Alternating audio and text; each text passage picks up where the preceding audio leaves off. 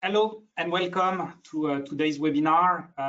We will start in a few seconds. We just want to give the opportunity for all the people that start right on time to log in and to join the webinar in time. So stay with us. We will just start in a few seconds here.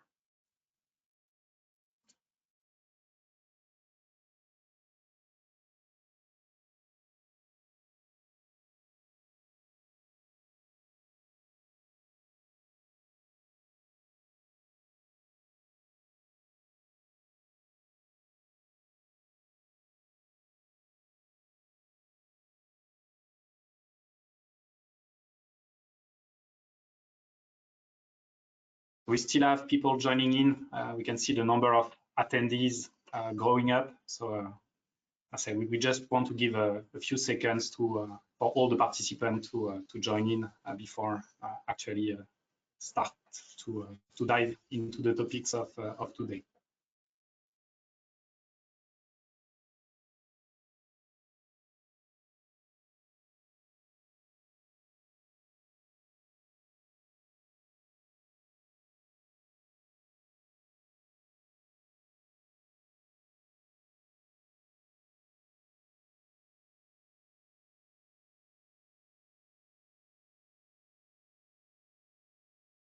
Okay, so 1 minute after the start time, let's start to dive into the topics. From my side, a very warm welcome to today's webinar.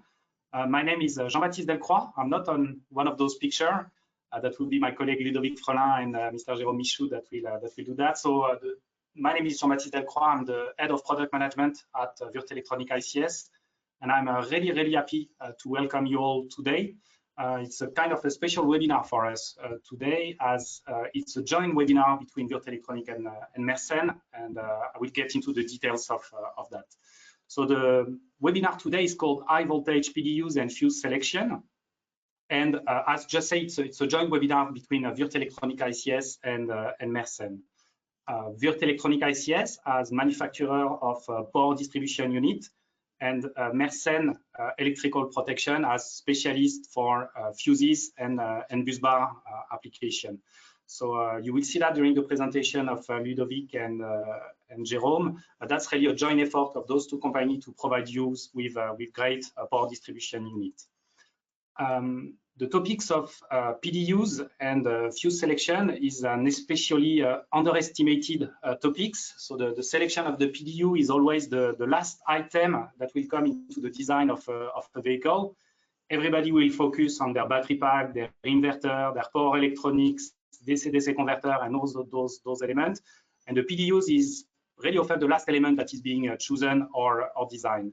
And we will see during that webinar why it's really a critical aspect on which you should focus.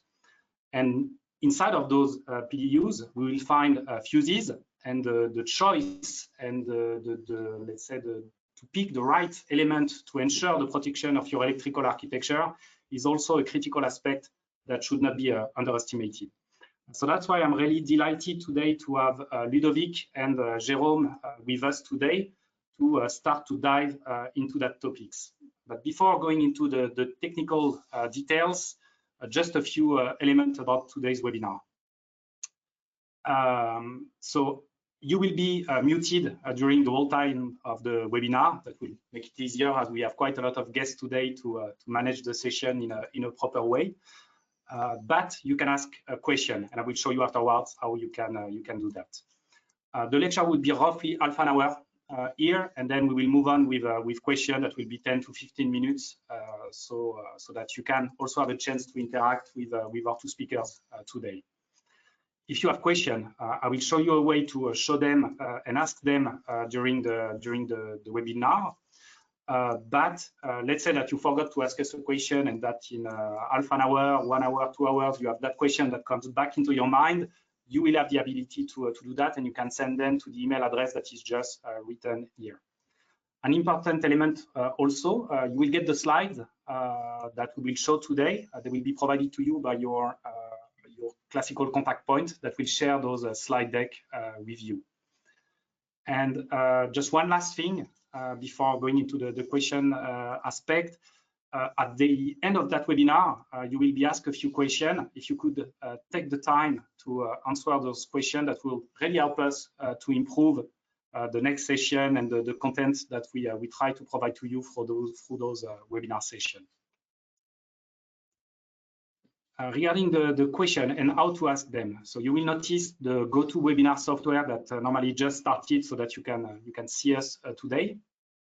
You have a small red arrow on which you can click to make appear or disappear the panel on the right. On this panel, you can find a button on which you can select the language in which you would like that software to be set up, and pick the language you like. And normally, on the middle part of that panel, you should see a question box here, and you can directly type your question into that area. Our speaker will get the question, and we will make, as said, a 10 to 15 minute question round at the end of the session to go through your inputs and questions. So that's it for the, let's say, organizational aspect of that webinar. And I will now hand over to Ludovic and Jérôme that will go into the details of the topics of today, HVPDU and fuel selection. Thanks, JB. So I'm Ludovic Frelin, product manager in charge of e-mobility area at Würth Elektronik ICS. I propose to start to first present you Würth Elektronik.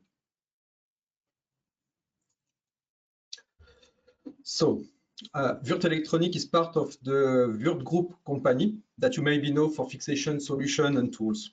It was founded in 1971, and we are more than 8,000 employees for a turnover about 1.3 billion euro a year. Würth Elektronik is composed of 3 different units. The first one on the left, called ISOS, is specialist in electronic and electromechanical components. Then CBT for the printed circuit board, and Würth Elektronik ICS, which is the company to which I belong, specialized in system. Regarding Würth Elektronik ICS, we are founded in 1984, and we had last year a turnover about 120 million euro with 530 employees. Regarding our product range, it includes intelligent solutions for power management with central electrical units, power boards or power boxes, including our Redline platform, controllers, HMI solution, components with power element for PCB, and then HV power distribution unit, which is the topic of the day. So, hello everyone, my name is Jérôme Michou, working at Mersen as an application engineer and expert on EV topics. But let's start with the presentation of Mersen Group. So Mersen is a French company based in Paris, and having last year a turnover of about a little more as 1.1 billion euro, around 7,000 employees worldwide, 18 R&D centers, and present with manufacturing around 34 countries worldwide. So by Mersen, we have 2 main legs. The first one is called advanced material. So it's all application linked to graphite application for chemical industry or also for carbon brushes. The second leg is called electrical power, and is having a unique product portfolio which is able to fulfill all requirements about electrical protection and power conversion. So now we will have a look more precise about our automotive activities. So besides some niche market application or products like cooling for battery application or inverter, some capacitors also for inverters, we are running with 2 main product lines, which are the limited bus bars, also used in module application, so battery module application, but also at inverter level. And of course, what will be the topics of today is the fuse in all is at for protection at module level as for main protection. Let's come to the agenda of the day. We'll first focus on the PDU technology based on press fit and PCB. Then we'll have a look to the different components of the PDU and their integration on the PCB. The third part will be presented by Jérôme, and we'll focus on the fuse and the importance of its sizing. We'll then finish with the question and answer sessions. First of all, we have to define exactly what power distribution within a vehicle actually means. The goal or function of power distribution in an electrical vehicle is to interconnect and safely distribute the energy within the vehicle by switching the loads when needed. The second function is to protect the vehicle's electrical system, especially for the traction chain, and provide measurements to vehicle's controller. The third important function is to allow safe and easy access to perform the maintenance work. Let's speak about a common battery electric vehicle architecture. A power distribution unit is the central component that will connect, switch, and protect the different components of the powertrain of an electric vehicle. Typically, the electrical power is coming from the grid and stored in onboard battery through onboard charger or direct DC charging. This is the charging phase. The battery will then deliver some current to different components or loads like electric motor, DC-DC converter, or some auxiliaries, for example, AC system, pumps, heater, and blower during the drive phase. In both cases, the PDU is the component that will allow to connect the different components together. But let's talk about press fit. We are using solid press fit, which means that a solid pin with a square shape is inserted into the metal hull of the PCB. This allows an important contact surface between the conductor and the PCB. Usually, 3 degrees of contact surface on the sides of the pin are enough to achieve similar cross-section of that pin. In reality, contact surface is even bigger than 3 degrees. We can compare this technology to the soldering technology, which is the most common use to connect electrically components on a PCB. In soldering technology, there are 2 different interfaces. The first is the interface between the pin and the solder material. The second is between the solder material and the PCB metal hull. In fact, these interfaces can be impacted by pollution or oxidation, but also some process problems can drastically affect the quality of the connection. The tin alloy used in the soldering material is also a poor conductor. For solid press fit technology, this is not the case. In fact, there is a direct contact between the pin and the metal hull. This creates a gas-tight connection without oxidation issues. The result of this is a lower contact resistance for this connection. This technology brings us also a lot of advantage to design a product. In fact, an equipment of both sides of the board is possible. The first advantage is, of course, the compactness. The user interfaces are also optimized and easy to access. We can also place the component in optimal position to achieve system constraints. We have the possibility to create specific power elements that will simplify a lot the connection and then get an adapted product. It's also possible to connect big cables or big components like fuses. We can also press fit locally some bus bar in order to reinforce the current carrying capacity. So in conclusion, the press fit technology is not notably suitable for high current application and for the use under harsh environmental conditions. This is possible due to the excellent electrical characteristics, but also due to the excellent mechanical properties. It makes this a good choice to connect on a PCB the HV components of a PDU. Let's come to power distribution unit example. We are proposing many solutions based on the needs of our customer. As you can notice, this example is a compact design integrated into a sealed die-cast aluminum box. Different types of functions are integrated. You can see some fuses, 400 ampere, 30 ampere, contactors, current measurement sensor, pre-charge circuit, and HVIL. The target of such box is to remove as much as possible all HV cables from inside the PDU. The cables you see on the picture are only there to manage the low voltage signals like the HVIL or the contactor coils. This is a plug-and-play solution that the customer can install in a vehicle without mounting action inside the box. Another example here with a classical before and after picture. This is a customer-specific design that we have done. On the left, you can see the PDU realized with hard wires and bus bar by our customer. On the right, our solution to improve the assembly. The customer is integrated this PCB in an own enclosure, and we deliver only the board. The first point to notice is, of course, the compactness. A lot of interconnection wires or bus bar between the components are replaced by the copper tracks of the PCB. The solution will reduce a lot the assembly timing, but more important, it will reduce drastically the risk of cabling errors bad assembly, or reduction of insulation distances during the life length of the vehicle. Now let's focus on some components integration. We have created different power elements that allow integration of different catalog parts. By reusing these design blocks, we can create many customer-specific designs that can fit to the system needs. You can see here example for contactors integration. For the contactor on the right side, you can see in green the power element that connect the power contacts to the PCB.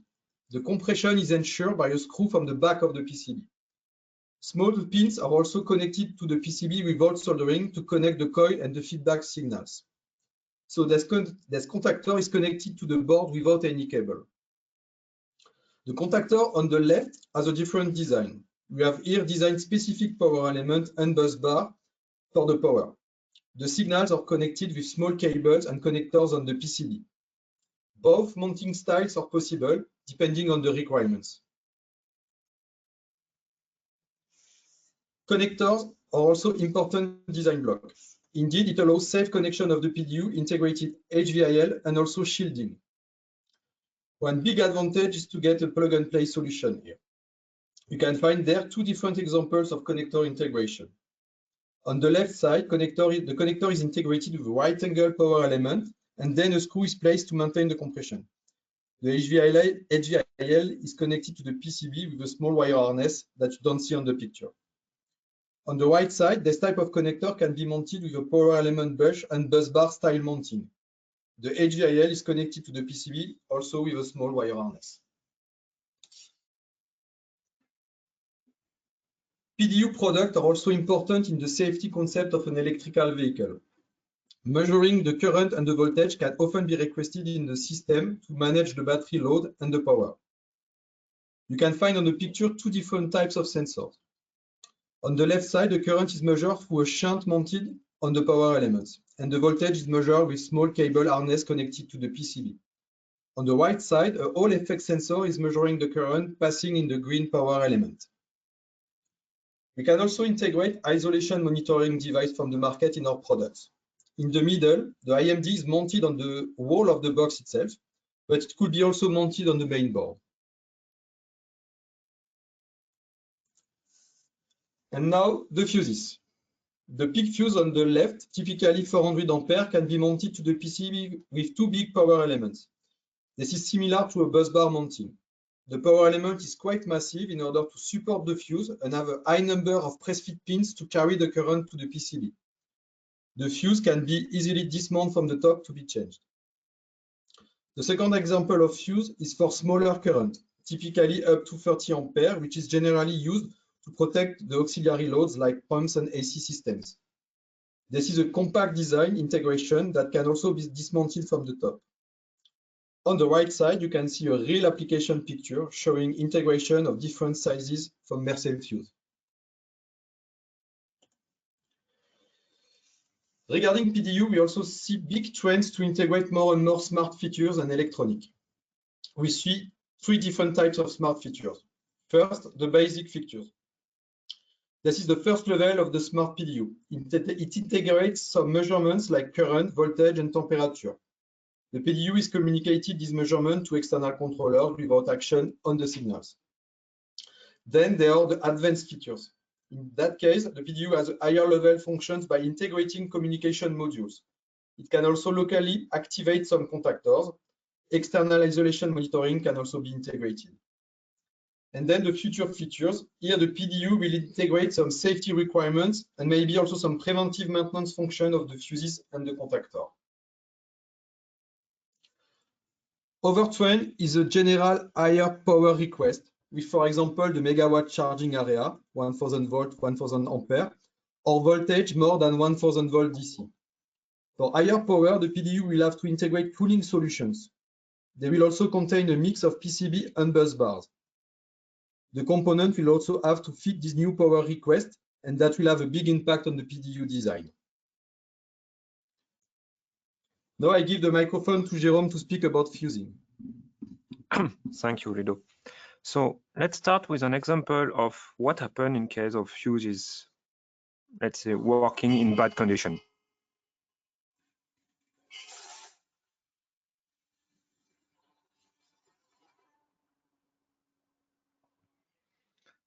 As you can see, the fuse had some troubles during the operation. So please keep in mind that firstly, the fuse is often the ultimate safety device in your system. And if you are not using it correctly, or if your rating calculation is wrong, you risk to have big damage on your system, or worse, to put the life of your users in risk. So let's go a step behind and see how we can correctly rate the fuse. But before, maybe a step more behind and start with some slides about the fuse itself and how it works. So the fuse has three main functions. Two are quite known, well known. The third one is sometimes forgotten, but let's go through. So first one is current condition. By current condition, meaning the fuse should be able to withstand and to support the current of your load profile when your machine equipment is working. The second one is protection. Of course, the fuse is here not only to conduct the current, but to protect your system in case of short circuit or overload. And the last one is insulation, meaning insulation after the opening. A fuse, as you can see on the right side on the pictures, is made of, let's see, four main parts. The first one, the body, which is depending on the fuse family from ceramic or composite materials. Second one is the sound. Sound is very important to absorb the energy during the arcing and also during normal operation to transfer the heat to the outside environment. The third point is the terminals, which are important for current conduction, are helping at cooling level, but also for mounting purpose. Terminals could be typically be in silver, aluminum, brass, or even copper, depending on the fuse family. And the last one, which is the heart of the fuse, is the element. The element is designed for the current conduction, but also for the opening in case of short circuit or overload. And you see that on the picture that the fuse element have some notches and holes, and these notches and holes are here to help the opening when the current intensity is too high. And fuse element could be in copper, silver, or P material.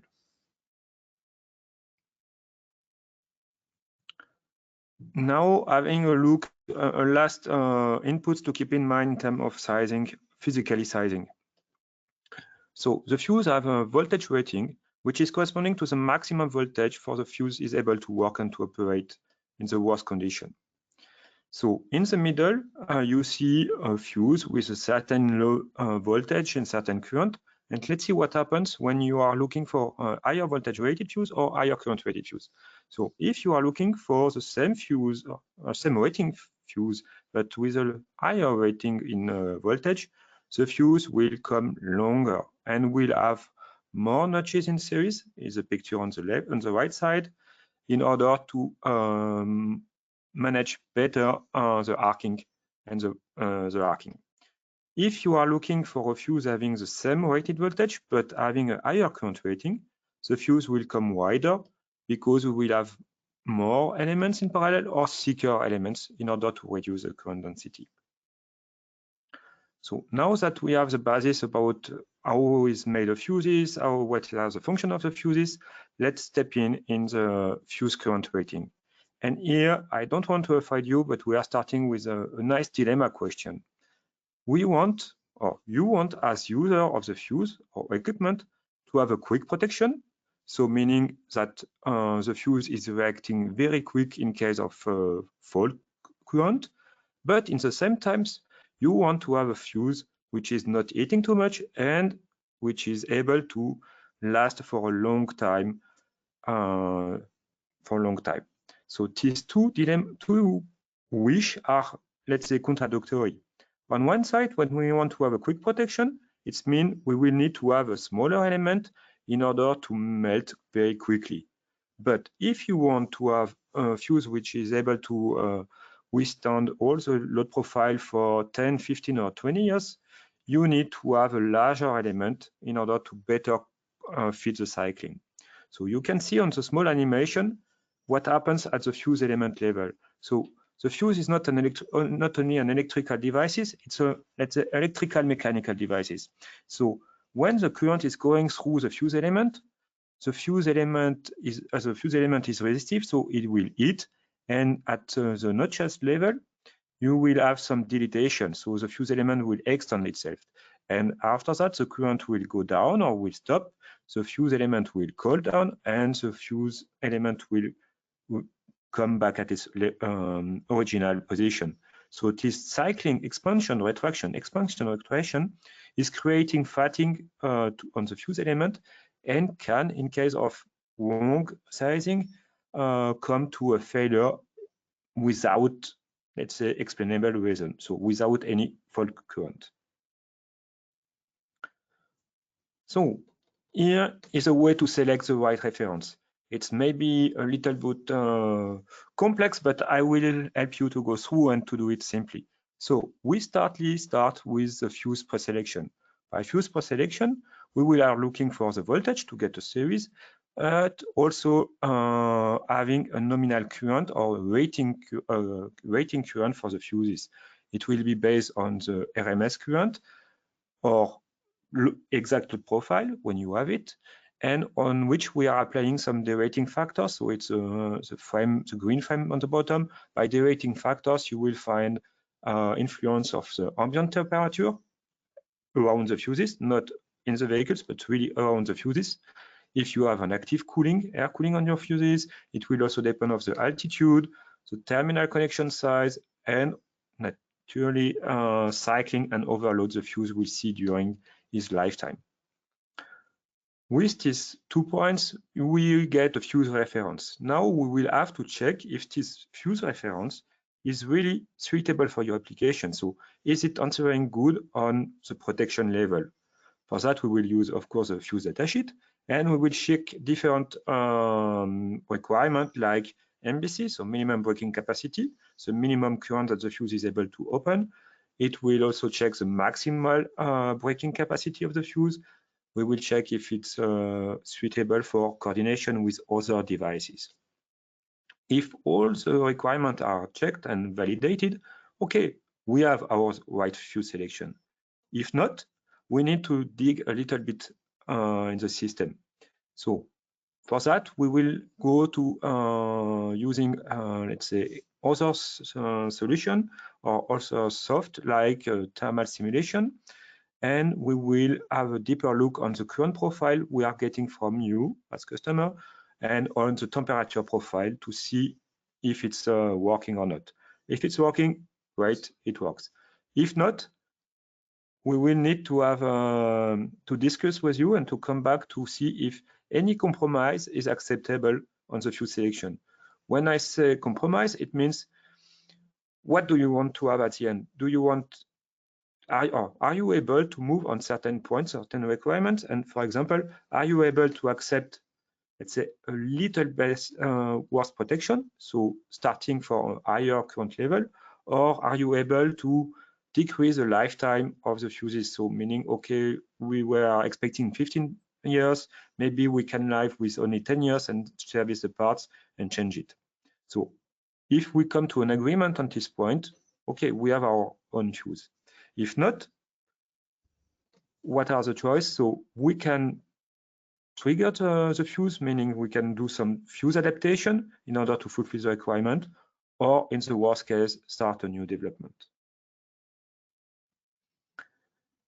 During the selection, I talk about the fuse protection. So how are we determining the fuse protection? So in first step, and more simple for you, is to use what we call the TCC. The TCC, or time current characteristic, is a main tool to do it.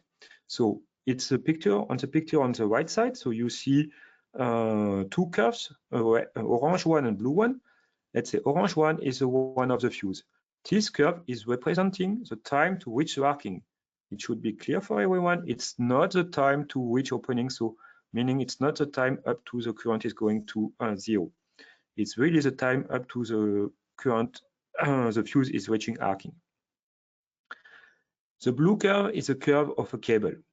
And here in this application, we want to have a fuse which is able to protect the cable. So meaning the fuse should melt before the cable open or burned or melt, what do you want. And what we see on the pictures is up to a current of, let's say, 1,800 amps. Above this current, the orange curve is below the blue one, meaning the cable is protected and the fuse will open before the cable will be damaged.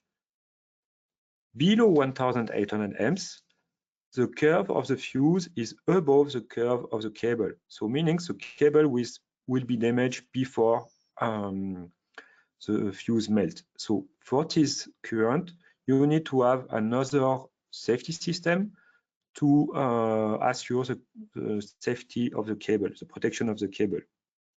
It could be contactors or it could be managed to some electronics devices. So I have tried to do it very simple. Of course, fuse selection is sometimes more complex and is really linked to the information data that we are getting from the customers. And before to stop the webinar or to start the question session, I would say last overview about the Mersen automotive fuse series. So mainly based on 2 voltage ratings, so 500 and 1000 volts. And as you can see, with some, let's say, new products which will come in some years, at least 1000 volt for high voltage, high current rating, which are more linked to the new development, essentially for megawatt charging in truck application.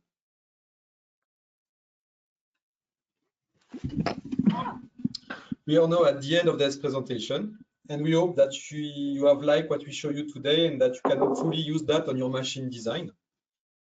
If that is the case, you can contact us if you want more details or advices. We are working close with Mersen to design our PDU and choose the right fuse. If you're interested, let us know in the question area or directly through your usual sales contact or website. In the meantime, we will be happy with Jérôme to answer your question.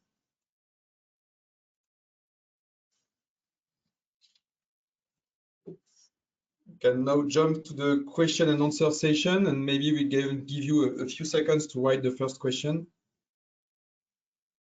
So we have one regarding the slide and the PowerPoint. Yes, you will get the slides. We will send them to you. So that will be provided.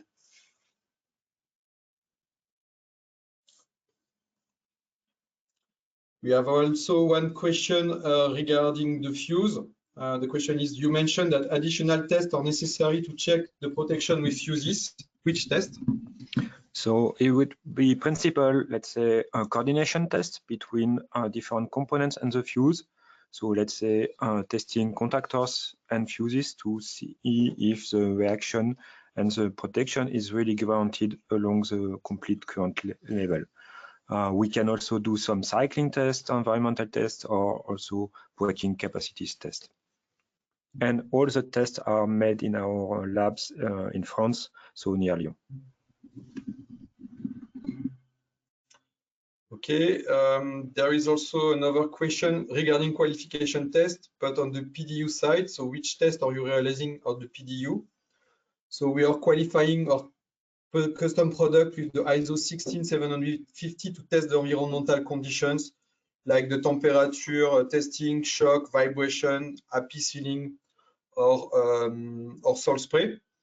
And of course, we have also a set of electrical safety tests by measuring on the product the isolation resistance, the withstand voltage, and also all these tests will be done before the delivery to prove the quality of the product.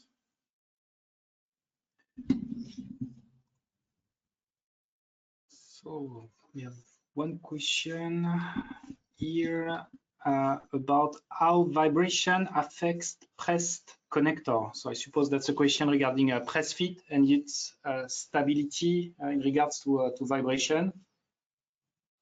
Okay, with the press fit, that's really some, we have a lot of press fit pins that are inserted in force into the PCB, and we are monitoring the force during the process. We have really a high vibration and shock possibility with that technology. that's really done for harsh environmental condition, and we are working daily with construction machinery or agriculture machinery that have really high vibration level.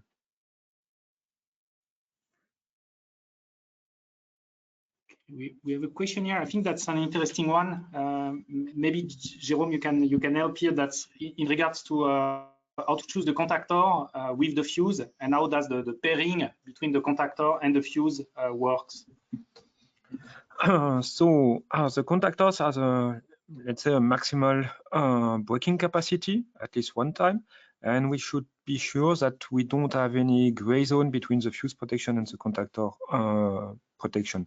Meaning by gray zone, it's an area where the current is too high for the contactors to open safely, but too low for the fuse itself. So it means that at one point, the curve of the fuse should be below the capability protection of the contactors. So let's make it an example. So if your contactors is able to open 2000 amps, or let's say 2000 amps, in 1 millisecond, we need to be sure that the fuse is able to open this 2000 amps in less than 1 millisecond in order to have a nice, let's say, common area where the contactor and the fuse are able to open itself. We have lots of questions about fuses. So Jérôme here, what is the typical lifetime of a fuse? I know that's not an easy one to answer, but so typically answer, it will depend. Let's say if a fuse is, or let's say per definition, a fuse saying a constant current, saying, let's say, is rating current for constant time in a good condition, so let's say in standard condition for laboratory, the fuse will never melt. Now we are not working in an ideal world or living in an ideal world, and we know that the fuse will change every time, and it will create some fatigue of the fuse. So it will depend on the fuse, of course, and the goal is, when we are doing the fuse selection, is when we got from you fuse load profile, I mean, and a requirement of lifetime, we will try to get the fuse which is fitting these requirements in lifetime versus the load profile. More accurate will be the load profile, more accurate will be our confirmation about lifetime. Of course, if we got only the information, yes, the current profile is 200 RMS, yeah, it would be, I don't say a guess, but it would be not so accurate as answer as we get a full, let's say, current profile, which will be able for us internally to check through simulation and testing, a cycling test, the requested lifetime. Okay, one question about PDU now. Do you have some sort of a configurator to customize PDUs for the customers? So configurator not, but as said, we are doing customer-specific design for most of our PDUs.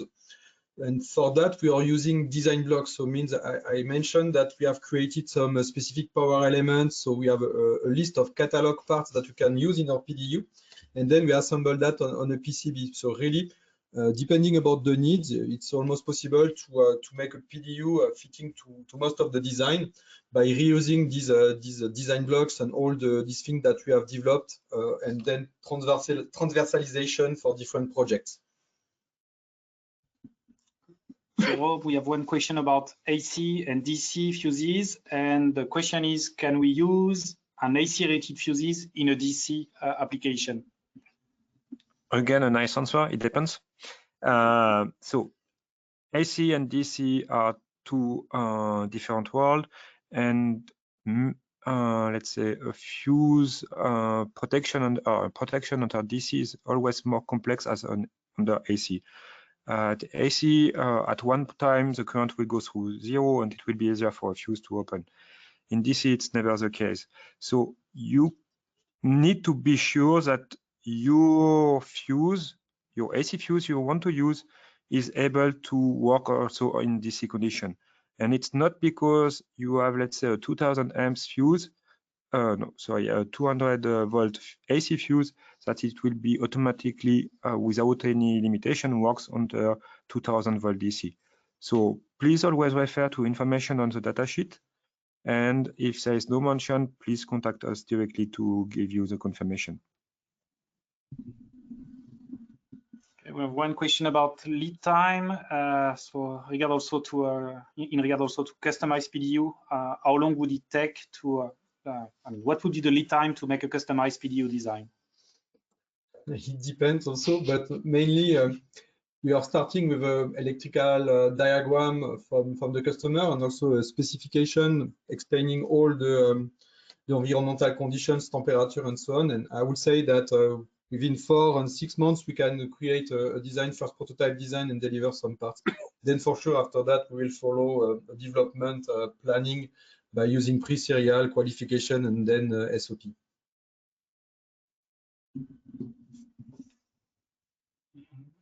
Okay, checking, there is a lot of questions. We need to sort it a bit.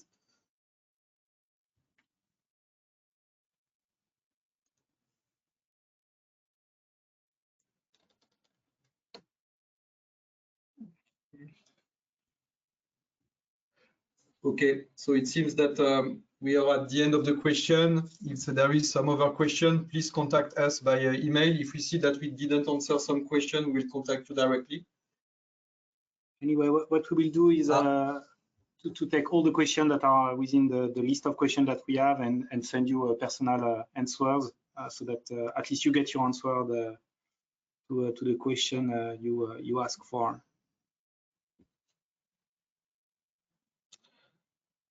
Okay, so many thanks to you and for your time. We hope that you can take some interesting information with you. It was a pleasure for us again. Please remember there is a survey at the end of that webinar that will help us to have feedback and then improve for future webinars. Thank you very much and see you and goodbye. Thank you all. Thank you.